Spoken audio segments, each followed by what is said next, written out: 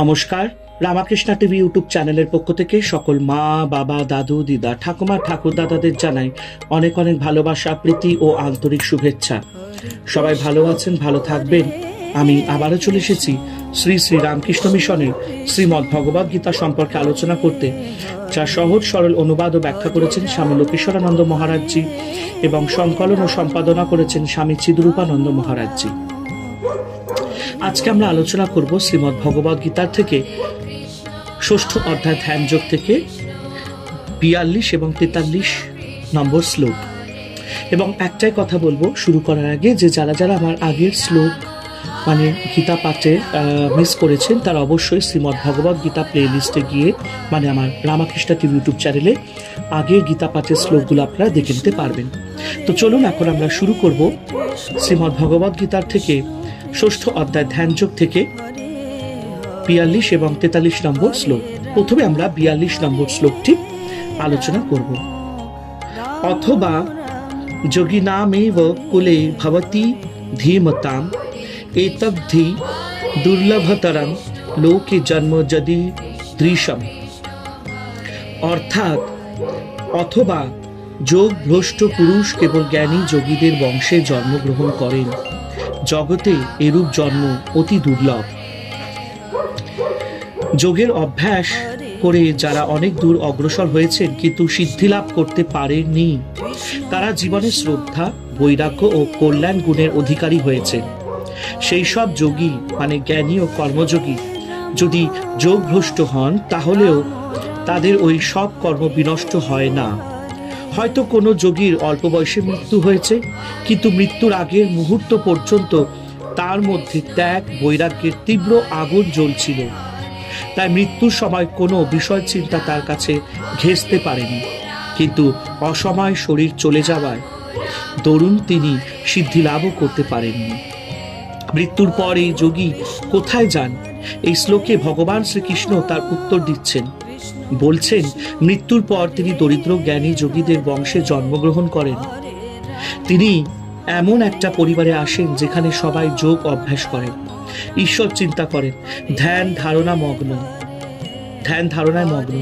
বাবা মা, বাড়ির পরিজনরা সকলেই এক সুরে গাথা। ঈশ্বর ছাড়া তারা কিছু বোঝেন না, কিছু জানেন না। বাড়ির পরিবেশই তাকে প্রেরণা জুগিয়ে চলে। বলে, হ্যাঁ, ঈশ্বরের নাম করবে বইকি।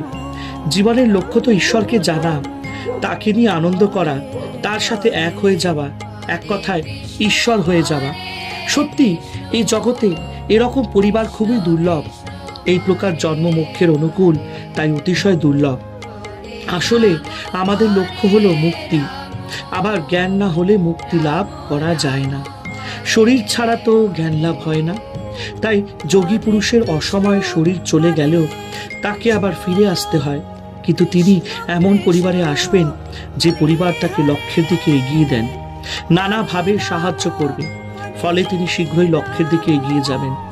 বাস্তবিক যোগ অভ্যাসের প্রবণতা একবার শুরু করলে সেই প্রবণতা আমাকে পরজন্মে ওই যোগ অভ্যাসের দিকে নিয়েই যাবে। আর এইভাবে আজকে আমরা শ্রীমদ্ ভগবদ গীতার থেকে ষষ্ঠ অধ্যায় ধ্যান যোগ থেকে 42 নম্বর শ্লোক সমাপ্ত করলাম। এবার আমরা আলোচনা করব 43 নম্বর শ্লোক। তত্রুতং বুদ্ধি সংযোগং লভতে পূর্ব দেহিকং যততে চ তত ভূয় সংসিদ্ধ করুনন্দন। অর্থাৎ হে করুনন্দন, যোগভ্রষ্ট পুরুষ পূর্ব জন্মে সুকৃতির ফলে এই জন্মে মোক্ষ বিষয়ক বুদ্ধি লাভ করেন এবং মুক্তি লাভের জন্য পুনরায় যত্ন করেন। যোগভ্রষ্ট পুরুষ অনুকূল পরিবেশে জন্মগ্রহণ করেন। আগের জন্মে তার যে গুণ ছিল সেগুলি এই জন্মে থাকে, সেগুলোকে তিনি কাজে লাগান। পূর্বজন্মের সুকৃতির ফলে তিনি মোক্ষ বিষয়ক বুদ্ধি লাভ করেন। বুদ্ধি সংযোগং লভতে।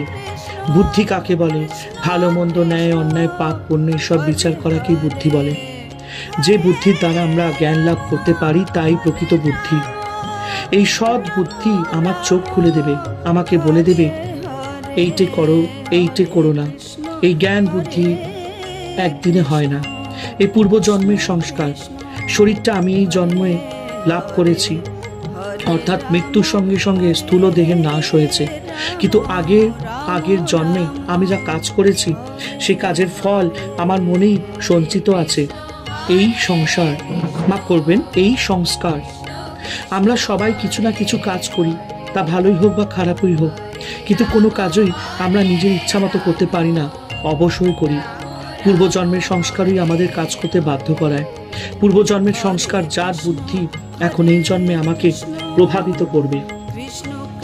এখন প্রশ্ন হলো, যোগভ্রষ্ট পুরুষকে কি আবার প্রথম থেকে শুরু করতে হয়, অর্থাৎ প্রবর্তক থেকে?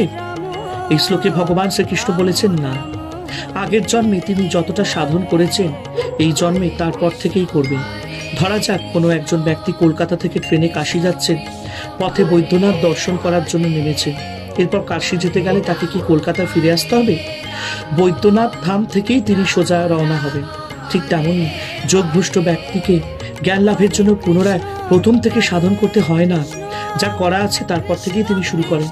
ক্রমে তিনি মুক্তির দিকে এগিয়ে যান। এখানে শ্রীকৃষ্ণ অর্জুনকে কুরুনন্দন বলে সম্বোধন করেছেন।